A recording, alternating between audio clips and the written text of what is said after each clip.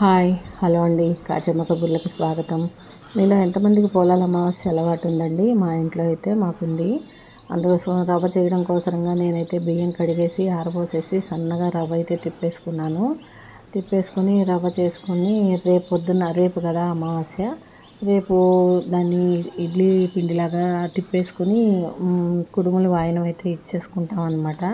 అందుకోసరంగా ఒక గ్లాసు మినపప్పుకి 2.5 గ్లాసులు రవ్వ అయితే నానబెట్టేసుకున్నానండి. నేను పెట్టేసుకొని అలానే పెసలు కూడా నానబెట్టుకున్నాను.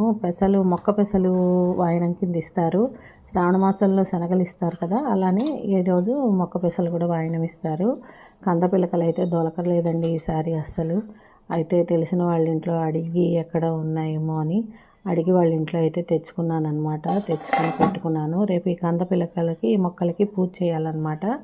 కంద మొక్కలు పిలకలు దొరకని వాళ్ళు ఏం చేస్తారంటే కందగడ్డ ఉంటుంది కదా, దానికైనా పూజ చేసుకోవచ్చు. గౌరీదేవి కింద అనుకుని చేసుకోవాలి, లేకపోతే సంతాన లక్ష్మి కింద అయినా భావించి పూజ చేసుకుంటారు.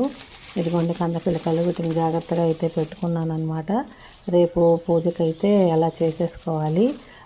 పసుపు కొమ్మ అయితే తోరం కింద అయితే కట్టుకుంటారండి. పిల్లలు లేని వాళ్ళు పిల్లల కోసం పూజ చేసుకునే వాళ్ళు సంతాన లక్ష్మి కింద భావించి చేస్తారనమాట ఈ పూజ.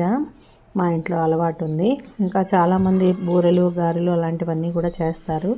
కానీ మాకైతే కుడుములతోనే అండి వాయనం ఇచ్చుకుంటాము. కుడుములే చేసుకుని వాయనం ఇచ్చుకుంటాం అనమాట. ఇంటి ఆచారాన్ని బట్టి కదా మనం చేసుకుంటాము. మీలో ఎంతమందికి ఈ ఆచారం ఉందండి? చేసుకునే వాళ్ళు ఉంటే కామెంట్ చేయండి. ఉంటాను, బాయ్.